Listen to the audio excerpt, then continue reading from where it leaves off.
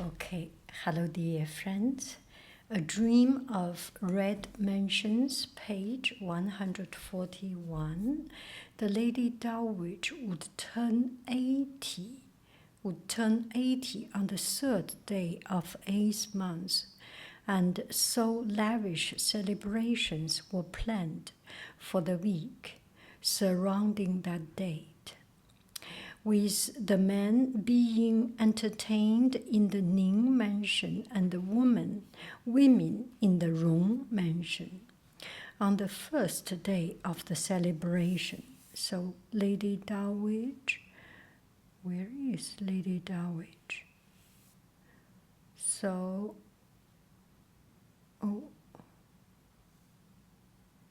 why I cannot find Lady Dowitch? Is this? Oh, this is the Lady Dowitch. Oh my, she is not sitting in the most comfortable. Yes, okay, all with all the servants surrounding, only by herself. Kind of makes sense, right? Okay, on the first day of the celebration, only the Dowager Princess of Nan'an, the wife of the Prince of Beijing, and a few other influential women arrived at the Rong mansion. The two noble women were given the best seats. These must be the two best seats. And the other ladies sat according to their status, while both the Earl of Linchang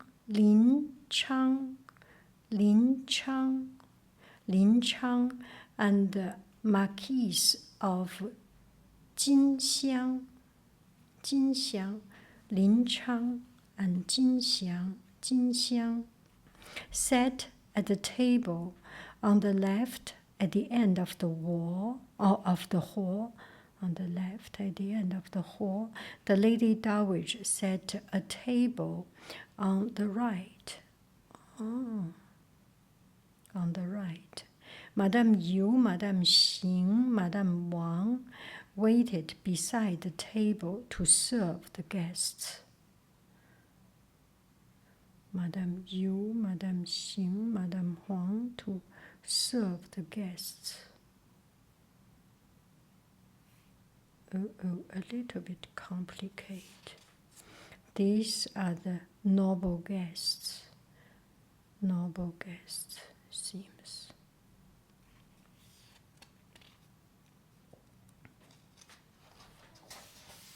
Waited beside the table to serve the guests. Lady Xing to serve the guests. These are the guests. I'm a little bit confused. This should not be the Madame. This looks like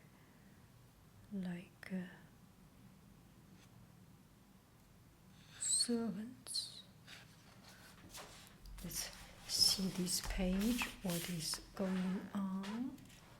Okay, when Madame Yu made her way to the cousin's court that evening, she found, to her surprise, that the gate had not been closed, and the celebratory lanterns were still burning.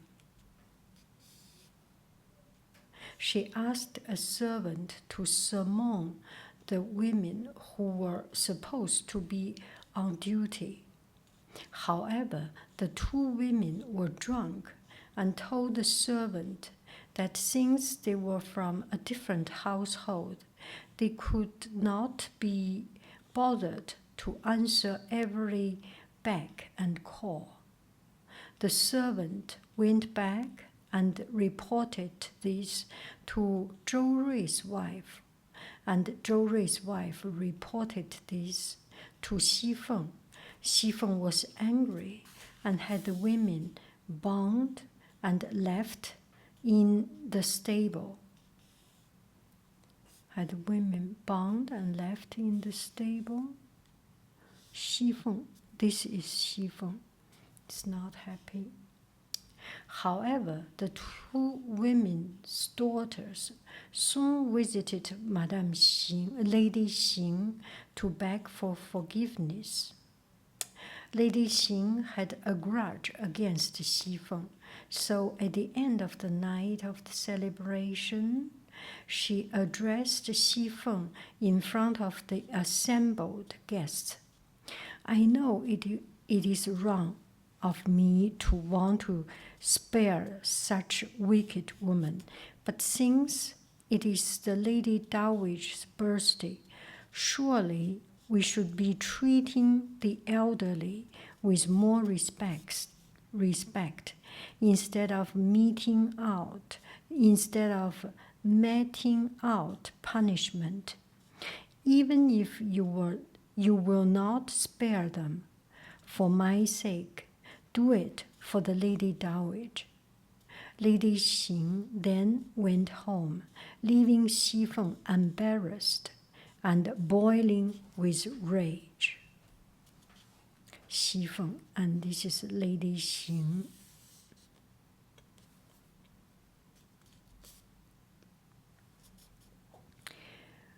When Yuanyang took the Lady Dowager's order to the cousin's court, she spotted Siqi, Ying Chun's closest servant, in the thrill of passion with a young man.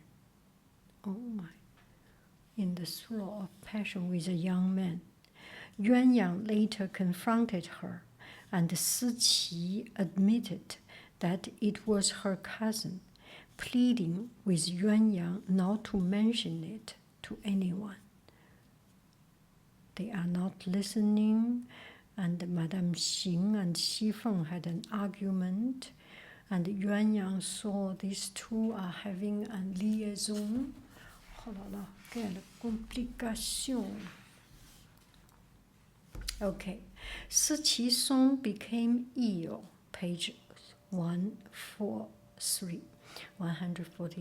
So Siqi Song became ill, so Yuanyang went to visit her and assured her that she would rather die than share her secret.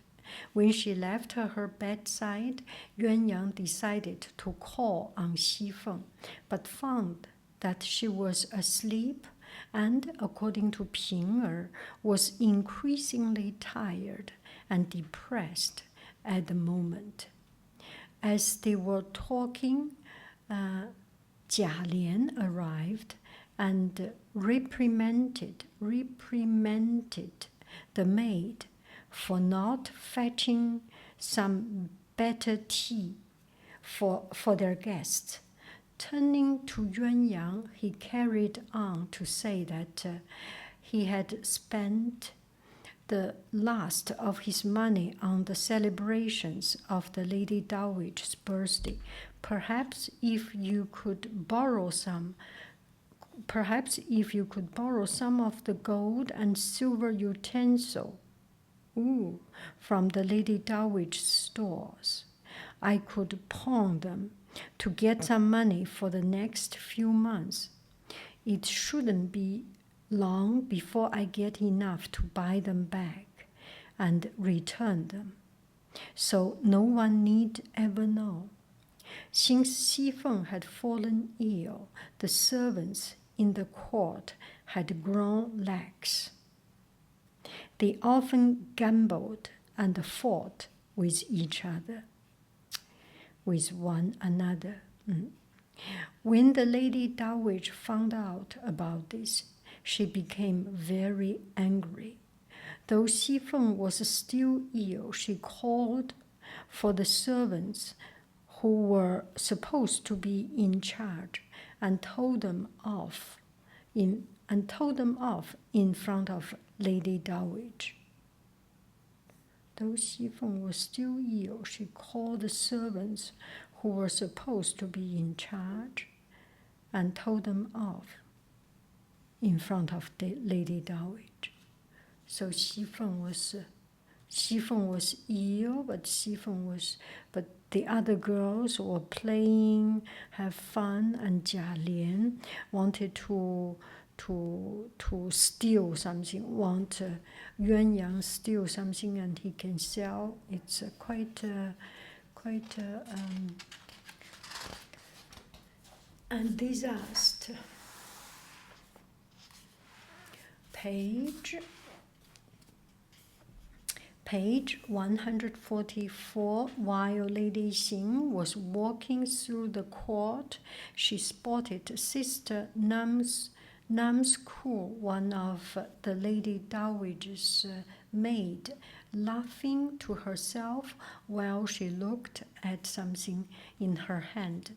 Lady Xing approached her and saw she was looking at a small purse covered with a picture of two naked people in the throes of passion.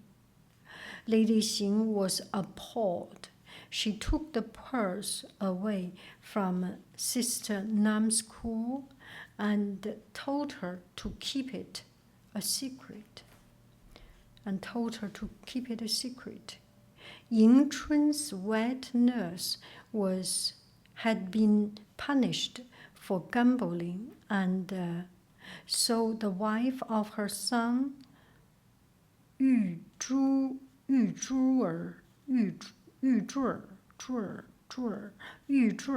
went to Ying Chun to ask her to help her mother-in-law. While she was there, she heard another servant, Xiu Ju, tell Ying Chun that a gold phoenix tiara had disappeared. Oh my. And that they should tell Xi Feng about it. Yu Zhuer, however, said that her mother-in-law had the tiara, since all servants received gifts from their masters. Xiu Ju and Yu Zhuer began to argue, and Si Qi joined in by trying to interrogate one of her books, interrogate Yu Zhuer. Ying Chun could do nothing to stop them, so she simply sat down and began to read from one of her books. It was not long before her cousins came to visit her, and Tan Chun soon cleared up the mess by asking Yu Zhuer to leave. So you did that. He said, she said, she said. They were arguing, and at the end, Tan Chun came and solved all the problems. Page 145, Lady Xing asked her most trusted servant to bring the purse to Lady Wang. When Lady Wang saw it, she took one of her own trusted servants and visited Xi Feng to talk about how they could find out where it had come from. When they could think of no way to do it, they called for Zhou Rui's wife and Wang Shanbao's wife. Since Wang Shanbao's wife felt she had been treated badly by the servants in the court, she quickly came up with the idea of locking the court gates in the evening and then surprising the servants with a sudden search through their rooms, since whoever owned the purse was sure to have other similar objects. Lady Wang agreed with the plan, and Xi Feng gave her consent. OK， 咱们把门都锁起来， We lock everything in the middle of the night, pew, suddenly open it up and search. And tout le monde d'accord. Everyone agreed and they want to do it.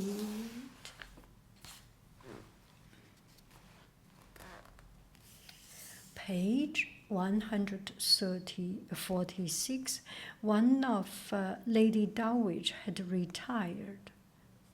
Once the Lady Dowager had retired to her bedroom, Xi Feng and Wang Shanbao's wife made their way to the garden to begin their search.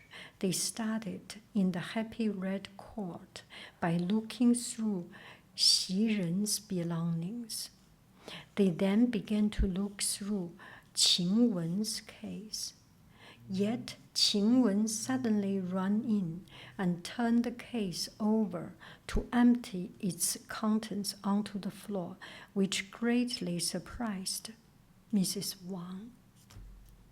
Next, they headed to Ying Chun's room, where they found Mrs. Wang's granddaughter Si Qi.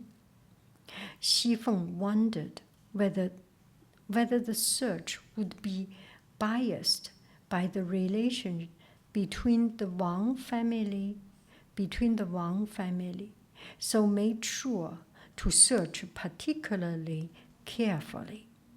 Mrs. Wang quickly looked through her granddaughter's case, but before she could close it, Zhou Rui's wife shook it open, and out fell some men's underwear and a letter from Si Qi's male cousin.